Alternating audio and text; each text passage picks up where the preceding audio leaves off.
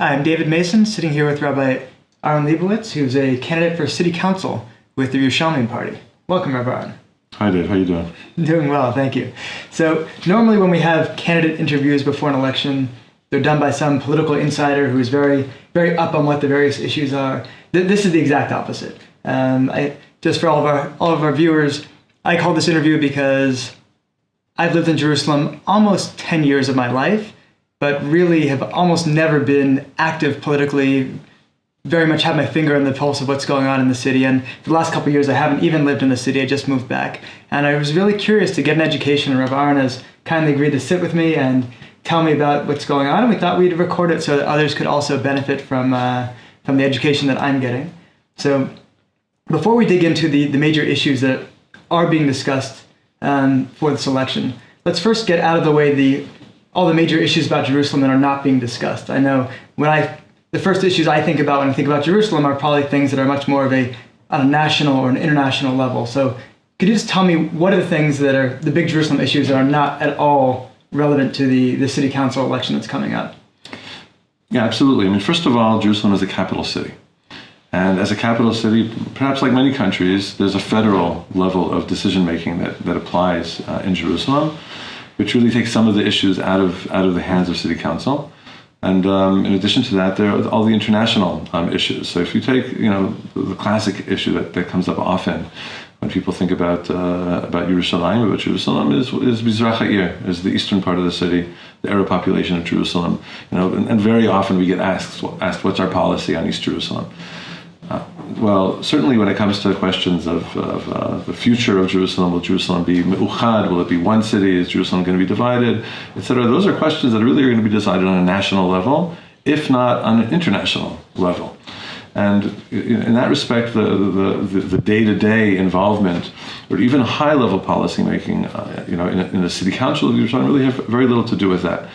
On the other hand, when you talk about the citizenship of people who live in East Jerusalem and civilian policy, and I would say most importantly service, the level of service which is provided to people in the city, are there gaps, are there distinctions between the eastern part of the city and other parts of the city? That's something which would be within a municipal purview.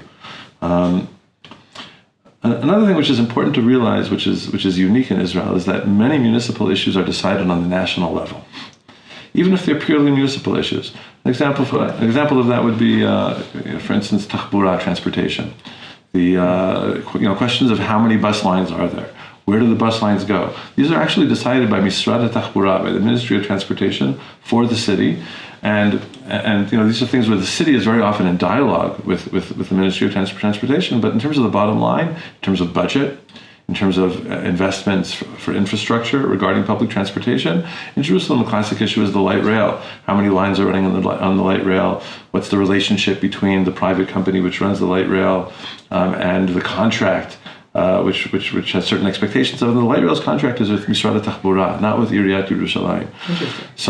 So here too, this is something where certainly the mayor is at the table when these decisions are made, but the level of actual hands going up and votes in city council on policy regarding that is much less than people might expect. And I would say the third issue is Jerusalem as a capital city. There are many budgetary decisions which are unique in this city, unlike any other city in the country, by the way. And that works for us and works against us. It works for us in that we have access to funds which other cities don't have, which we have access to by virtue of the fact that it's a capital city, and there's a chok, which is called Chok Yerushalayim, which gives the city special status. And Jerusalem receives funding which is related to that. On the other hand, of course, if the funding is external funding that's coming in, being invested by the government, the decision-making process regarding allocations of those particular funds are not autonomous as they would be in other cities. And there also sometimes there can be questions that are of concern to people. Why is the city investing here and not there? People don't always realize that's not necessarily purely in our hands. Okay, gotcha. So now that we've gotten some of those issues out of the way, what are the major issues that you as a candidate see in Jerusalem that the city council does have control over or influence over, let's say? Well, the thing which is of most concern, I think, to people who live here is quality of living. Is this a great city to live in? Is it an easy city to live in? And unfortunately, I think many people feel it's a hard city to live in. It's a challenging city to live in. Now, many people who are here because they love it, despite the difficulties. And I think one of the big questions that I have, and I think that we should have, is that necessary? Why is that the case? And there really is no reason that should be a given. So I would say that's the number one responsibility and should be the number one focus of the municipality, and that should be where city council pushes the municipality of the city. The issues which go to cleanliness of the city, which I think is a sore point for many of us.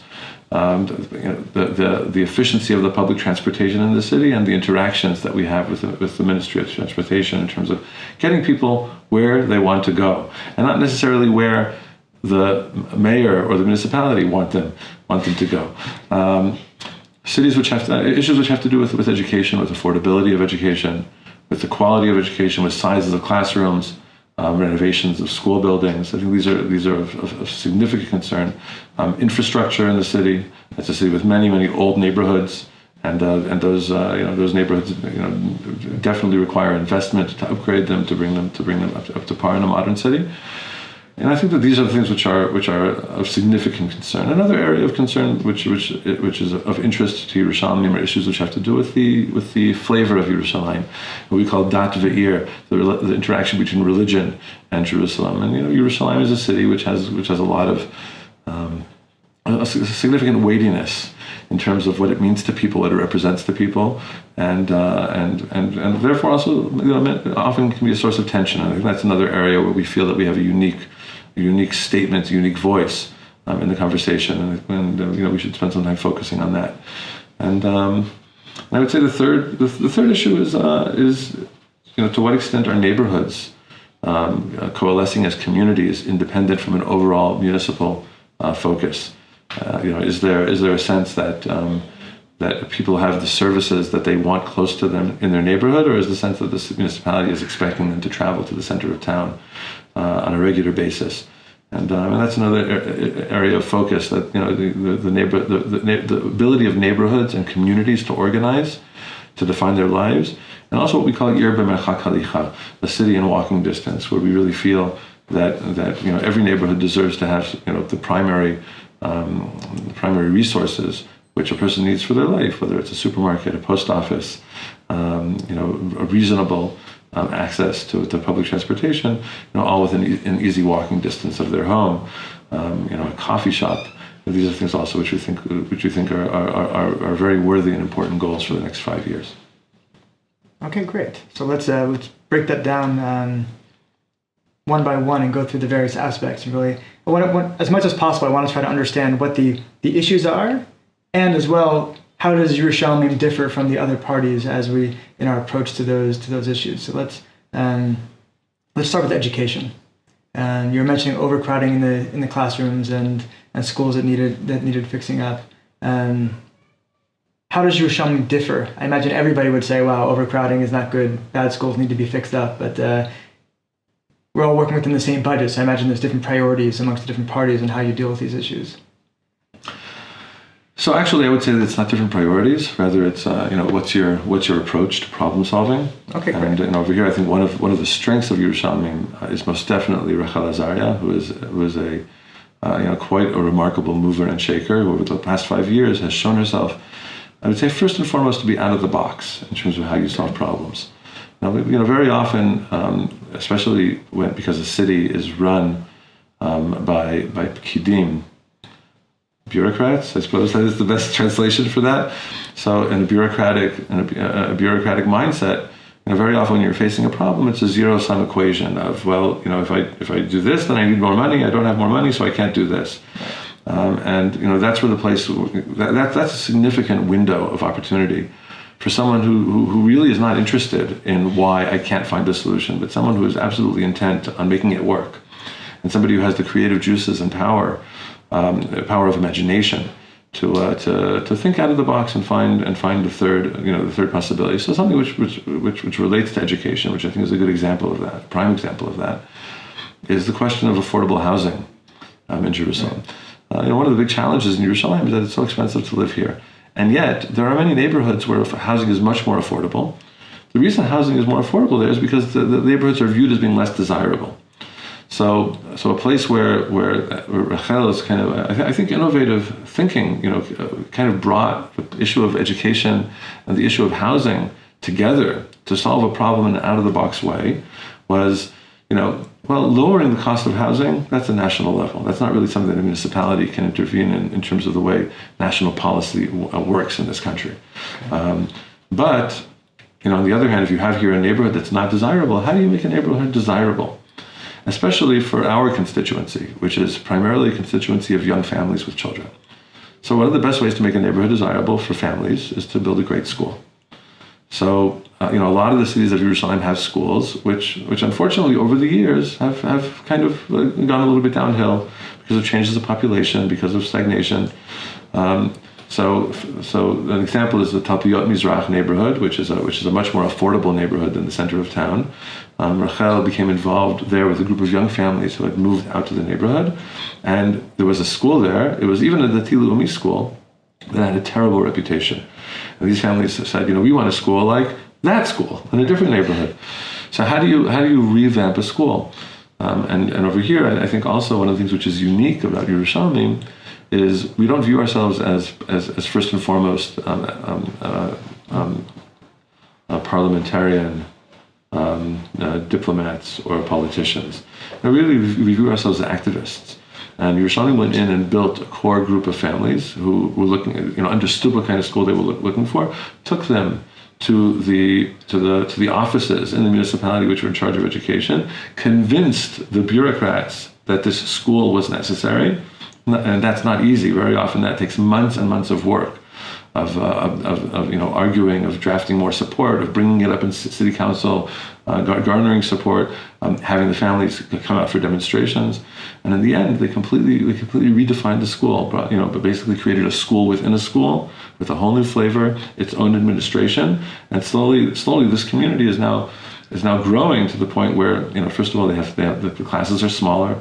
They have control over the nature of the school, over the kind of education that they want, and it's in a neighborhood they can afford.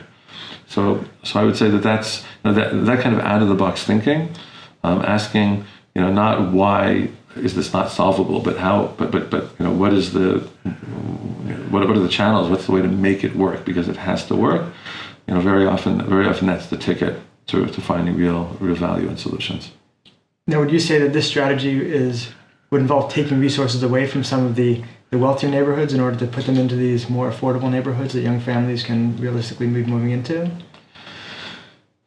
Allocations of resources in a city is always a huge question, and I think one of the some of the harshest criticism that Mayor Nir Barkat has received over the last 5 years has been his investment in the center of town at the expense of the outlying neighborhoods. Now, we've come out publicly and said that we support Nir Barkat for mayor, and he's achieved tremendous things in this city, and a lot of them are in the center of town. But ultimately, when push comes to shove, most people in the city care much more about what happens to them when they walk out their front door. And by the way, his opponent Moshe Leon knows that very well, which is why his slogan is "L'man Toshavim," Toshavim Lifnei Hakol. People who live here first. Mayor Barkat has understood that over the next 5 years, people want to see him invest in the neighborhoods. And he's repeatedly said that that's his intention. But, his track record in that regard is not stellar from these past 5 years. And over there, I would say Yerushalmim's involvement in the communities, in the neighborhoods, the fact that we're a grassroots movement, the fact that we have groups of activists in those neighborhoods, including, by the way, the residential neighborhood in the center of town where I live, which is Nachlaot, which is also, it's very frustrating to see the city investing in all the streets that everybody in the city sees, and ignoring the streets that we live on because they're 1 block away. So I'd say having a strong Yerushalmim party working that resources, okay, now it's the neighborhood's turn, now it's the residents' turn. We created a revolution in the center of town on that line from the central bus station to the old city, that kind of triangle in the center of town. Over the next 5 years, there needs to be a rebalance in terms of allocation of resources. Okay, great. Now, when giving your answer, I noticed the one thing that really jumped out at me is you talked about your constituents being young families with children. So, to what extent do you feel that the single population out there, or the elderly population, is this not their party? Is Yerushalmim really, should they be looking to be voting for a party that is more focused on their interests, and your interests are primarily young families with children? Or do you feel like the Yerushalmim party really is offering a platform that everybody should be able to get behind? I think absolutely Yerushalmim is offering a platform that everybody should be able to get behind. And that's, when I talk about our prime constituency, first of all, there's an age group that the representatives represent. But let's be clear, the elderly, they have children and they have grandchildren. And young people, the big question for young people in Jerusalem is, will you be able to stay in this city that you love? And ultimately, most of us, the challenging part of our lives, certainly financially, certainly the part that we're focused on in terms of being able to build an environment that's right for our kids, comes right there at the heart. There are other issues in Yerushalmim which I think would make us a primary choice for people in this city, which we really haven't touched upon. And one of them is very, very connected to the young community in Jerusalem. We talk about somebody from, let's say a high school graduate who's at first able to vote, up until through his years of education and early career. Jerusalem has a very unique community of young people, and one of the things which characterizes that community of young people is a unique relationship with religion, with Judaism, and there's like a remix going on in terms of how people view themselves. There's a large community of what we call datlashim, datiim l'shavar, formerly religious people, and what that's created is like a spectrum of halachic norms and behavior where you can no longer make assumptions about a person's practice based on their external appearance. You can find somebody with a kippah that has no issue with electricity on Shabbat. You can find somebody who absolutely will eat kosher, but participates in an egalitarian, tefillah on Shabbat. But what I would say, many of the young people in Jerusalem share an intent interest in Jewish identity, and many of them love being in Yerushalayim for exactly that reason. I don't think there's any party in city council that represents that culture as much as Yerushalmim. First of all, Yerushalmim is really a partnership between Datiim and Chilonim. The level of discourse which takes place in our decision-making process when it comes to issues that touch upon this is one of the things that made me fall in love with the party.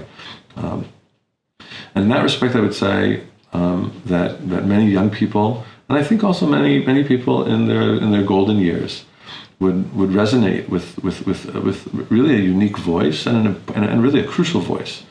When you're dealing with a city council which is represented by sectarian parties only, well, ultimately, continue to sing the same old song of, if you get, then I don't get, and if I want, then you can't have, and that's what's defined Jerusalem, and it's not the best of what's defined Jerusalem in the past. There's an opportunity now for something different, and I think Yerushalmim represent that. Great. Now, we'd spoken before about some of the issues like education. You were mentioning that really what distinguished Yerushalmim was the way you get things done, not necessarily the goals. But I guess my sense is that in this area of what is the cultural flavor of the city going to be like, this is probably one where there's probably greater division amongst the parties. Mayor Barkat has set a goal, and he's really done quite well in realizing that goal of kind of bringing a sense of dynamic life back to the city streets. Right. And there's, of course, the symbolic icon of that, which is the Formula One race, running through the cities of Yerushalayim. And I would say that it's important. It's important that this city be fun. But this is Yerushalayim, okay? That can't be our banner. Tel Aviv, Yer Lelo Hafsaka, that works. Ultimately, Yerushalayim really needs to. I think Yerushalayim you need a depth of appreciation of the potential of this city, and also an understanding of the historical legacy of the city and the way the world looks to the city for light. In that respect, I would say that Yerushalayim certainly has a statement, and we certainly have goals. That it shouldn't only be marathons and Formula One races that this city gets excited about.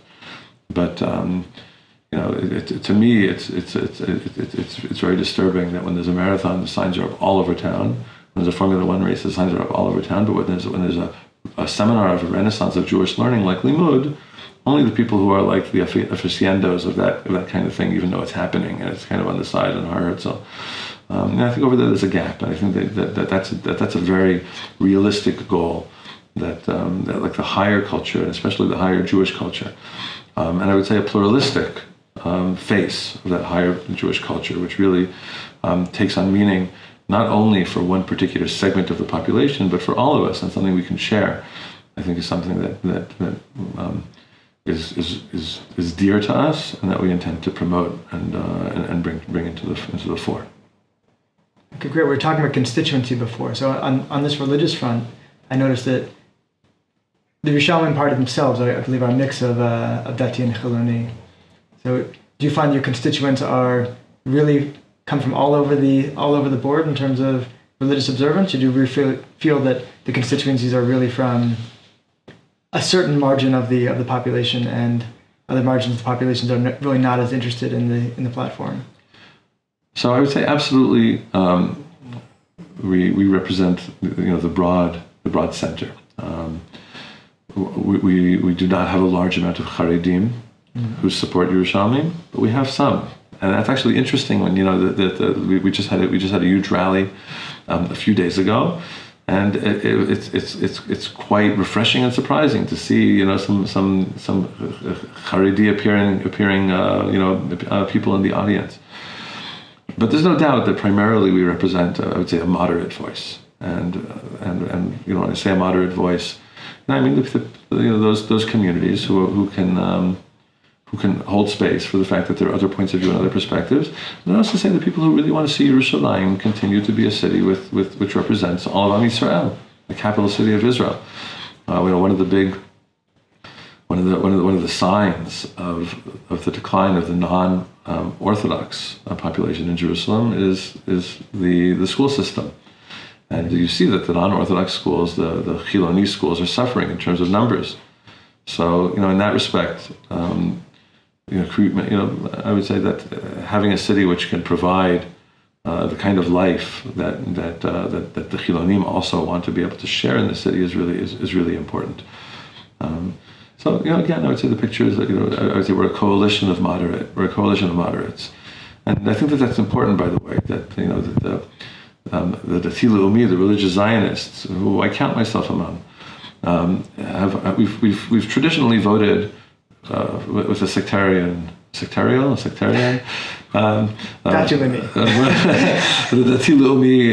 Leumi agenda, Beit Leumi, Mafdal, but we're not Haredim.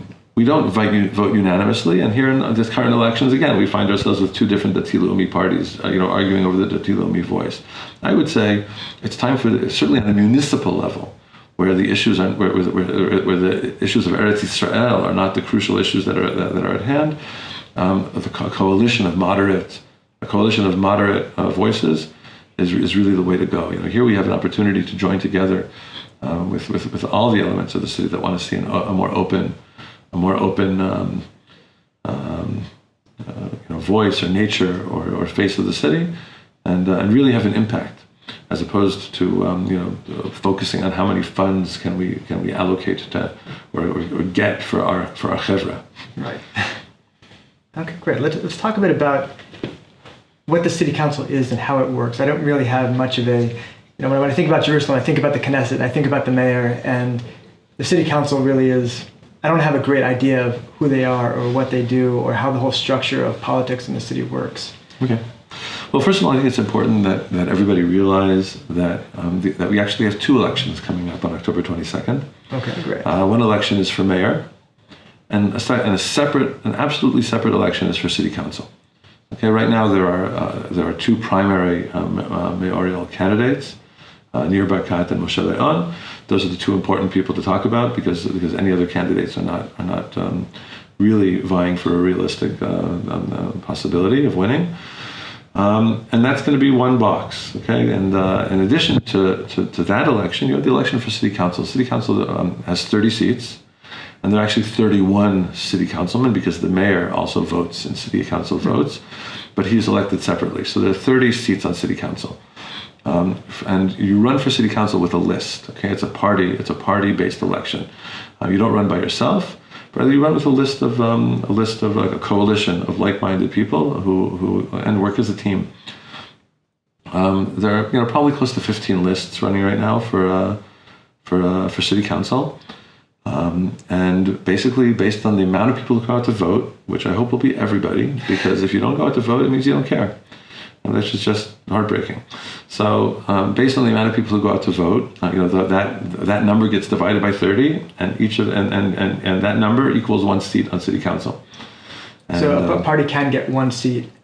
I know in Knesset elections, sometimes there's a cutoff. You need a minimum, and that minimum makes it almost impossible to get only one seat. That people often you have to basically get two or not be in at all. So there is a cutoff number in city council as well, but it is possible to get one seat. Okay.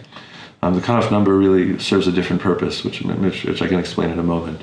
But it is possible to get one seat, and in addition to that, you can have we see that there are many parties. There are many parties. There are 15 parties for 30 seats. It's an interesting race. But our hope is to get a significant amount of seats on city council, because on city council also really if the game functions by teamwork. You function as a party, and there are a lot of bases to cover on city council. City councilman, I would say, is involved in three fronts, or hopefully is involved in three fronts, because not every city councilman really works. City council is a volunteer position, and very few people on city council actually carry the title of vice mayor and receive a salary. But most city councilmen are volunteers, and they're expected, first of all, to show up to a monthly city council meeting where propositions are tabled, propositions for changes in policy or innovations of new policy, and those propositions are voted on and either accepted or rejected. At the city council meetings, budgets are approved or challenged. For instance, Nir Barkat faced a significant challenge with the Formula One race when it became public knowledge that it was going to cost the city 1 million shekels, and I hope that maybe it was even more. It was even 2 million. I don't remember. An astronomical number, and they challenged him at city council, and he actually won the vote on one voice.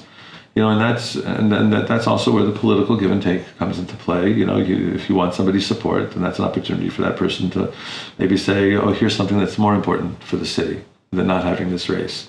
So that's like a political level, and I would say also drafting propositions, identifying the needs, drafting propositions. It's like a parliamentary legislative process. In addition to that, city councilmen sit on committees, and the committees have areas of special interest. So there's a finance committee. There's a committee for the Minhalim Kilatim, for the community centers. There's a committee which deals with employment. There's a committee which deals with transportation, and those committees also make decisions and then submit those decisions to city council for approval. And so that's also a significant amount of time and effort. And the third piece of the life of a city councilman, or the life that a city councilman should be involved in over here, because it's less visible and it's less focused. This is really what separates, I think, the serious city councilmen from the less serious ones, is availability to the residents of the city and creative involvement in problem solving. Over the last 2 years, I've been involved with Echad Azaria long before I knew that I was going to be sitting on running for this in this current election.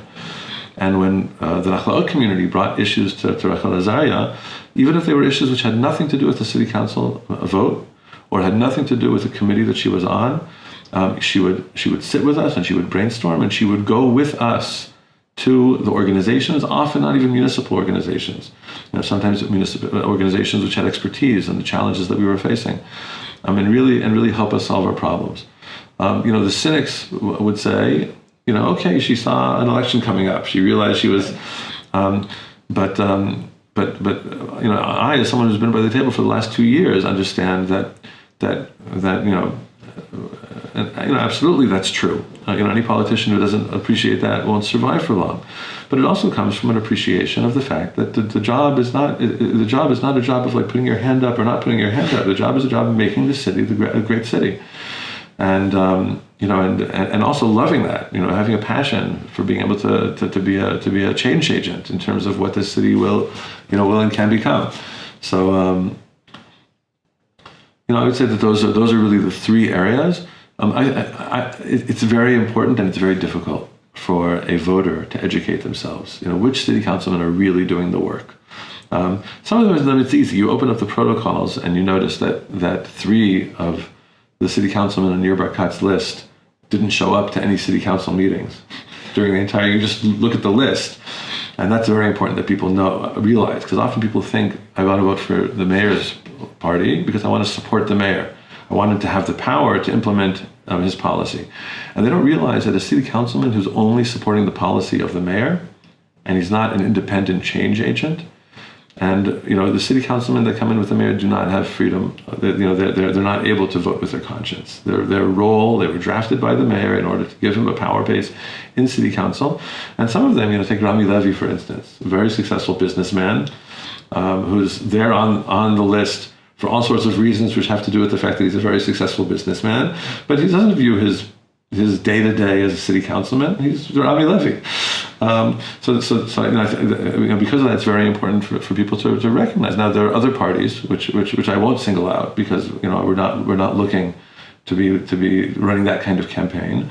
But there are other parties where the parliamentary representatives aren't absent, but they're not effective.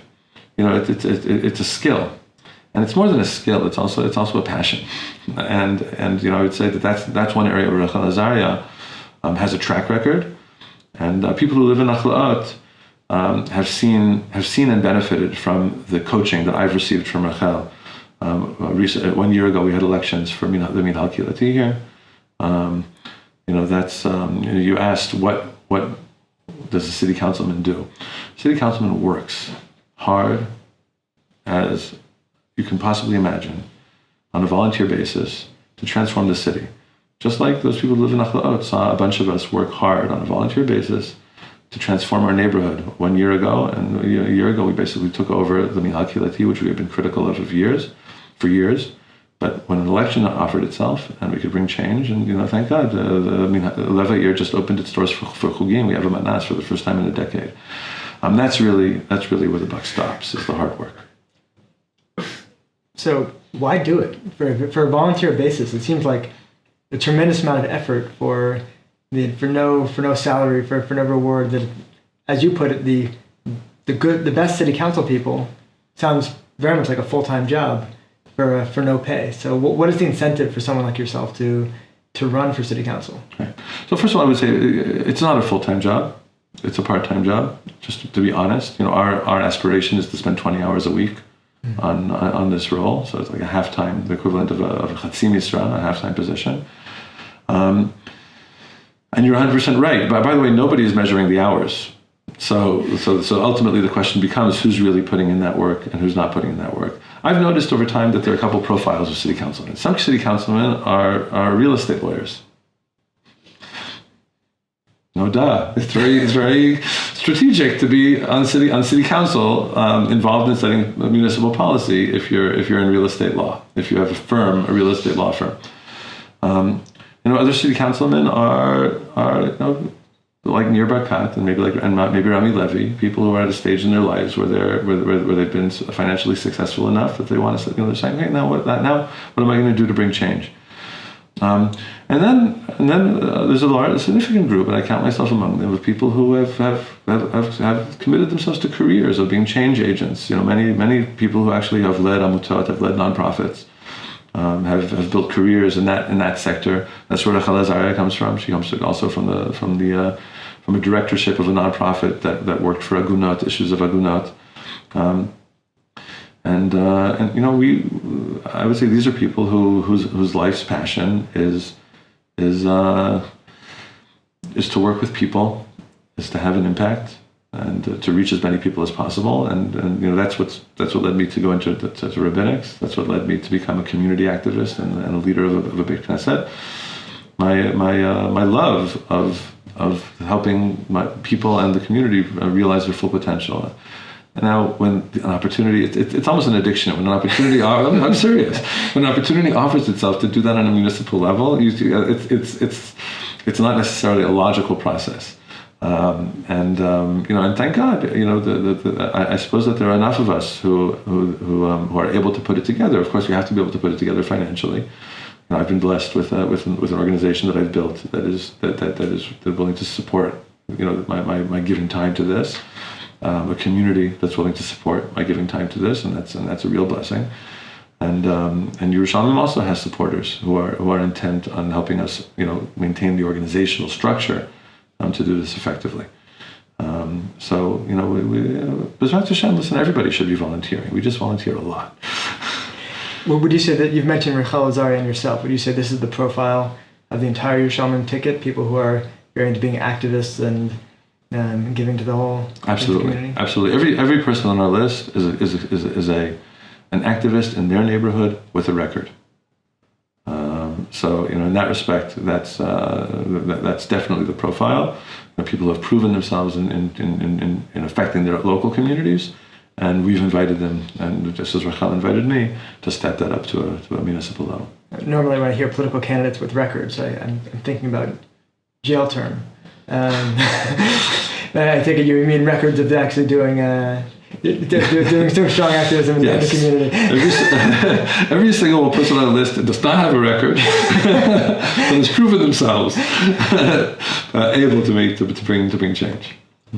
And tell me a bit more about how this list system works. So, say we're 6 months in, and somebody on the list turns out to have a different ideology than where they find themselves going one direction politically. Yerushalmim as a whole finds themselves going another direction politically. To what extent is it possible for a party to dismiss somebody who got elected on their list, or for somebody to break off and become independent from the party once they've been elected on their list? Right. So for sure, in terms of the dynamics of the parties on city council, for sure in terms of the dynamics of the parties on city council, a party can split up. As a matter of fact, we for the previous elections, Yerushalmim joined with another party for the purpose of running in the elections, and after the elections, the party once again split into two for the parliamentary work that was to follow. And there are other examples of that. Likud Beitenu, I take it, as an example of that. So Likud Beitenu is a good example in this upcoming election, and they might very well function separately, following on the municipal level, following the elections, and those kinds of shifts happen.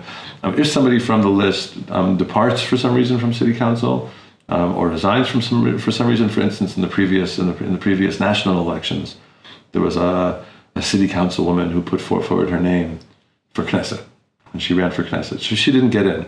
But had she gotten in, then what would happen is the next person on her list would have moved up into that slot. So the list actually has significance down the line as well. And let's say the Yerushalmi party, if we do well and we get 5 seats on the current for the next 5-year term, then number 6 may assume they're not getting in. Who knows? 2 years down the line, somebody might decide they're not up to performing for some reason, or they might have a different career change, or for any one of a number of reasons. Number 6 would move up into the number 5 slot. But somebody who gets in on the party list, even if they later have a break with the party, that person is in for the entire 5-year term. Correct. Okay, great. So these are, I think, all the issues that I personally thought about. Are there major issues that I have not asked about that you think that are really important to be sharing in this interview? No, I think to sum up, I would also just point out that when you're dealing with a municipal election, if you asked anybody in city council, or maybe even the city, to list the 10 biggest issues on their mind, you might end up with the same exact list. So unlike national politics, where you can say policy is the clear divider between the different parties, here on a municipal level, there's really 2 possibilities. Either you're voting a sectorial vote, which is true with the Haredim, true with some of the Datiim Leumim, perhaps even some of the far left feel that they can only vote for merits because they need a party which has a particular national ideology, even if it doesn't affect the day-to-day. A tough stand on the secular. Some of the far left might look for a party that takes a tough stand against some of the religious issues, just like the Haredi might take a tough stand, vote for a party that takes a tough stand for them. Is that type of? Well, I would say when it comes to the religious issues, I would say even the moderate parties take a tough stand against the extreme Haredi, the extreme Haredi lines. So I think that's less of an issue. So you're left with, let's say, the parties which I would say represent the center, the majority, which aren't and when you're coming to vote there. There's not clear policy. You can't say, I'm going to vote for this party because they stand for X. Gotcha. Because there might be 5 parties that stand for that as well. So on that level, I would say really the vote is a confidence vote. It's a vote of, first of all, it's a vote of confidence in the people. And in that respect, scrutinizing the track record, consulting with people who do follow the news, reliable resources in terms of who has really done the work, who has really brought change. It's really, really kedai, because that really should be, I'd say, the first and foremost reason a person votes. And I would say the second reason a person would vote is a certain resonance with the party, with what the party represents. A sense, this is, I feel good about these people. When they talk, I nod my head. That's kind of my response. And I feel, and having them by the side of the table, having them at the table in the decision-making process would make me feel like I'm in the city that I want to live in, and that's that I would say is also an important, I would say, marker for that. The third thing which I would say is I'm just adding this as an afterthought, but it's coming up for me as I'm speaking, is vote for councilmen who you'll have access to, and that's also something important to look into. In other words, when you pick up the phone to the city councilman you voted for, are you going to get him on the other end of the line, and is he going to not just nod and make noises as you speak, but is he actually going to go and do the work to help you with whatever the issue that you're bringing up is? That's also very crucial, and I want to stress that that's definitely part of the Yerushalmim culture. So on October 22nd, I turn here to the camera. On October 22nd, which is very, very soon, I really want to urge every one of you to help make Yerushalayim a better city, to help make Yerushalayim a great city. Vote Yerushalmim Berashut Rachel Azariah. That's the letters Yud Mem, okay, which is short for Yerushalayim. October 22nd, vote Yerushalmim. Get your friends to vote Yerushalmim, and let's make this happen.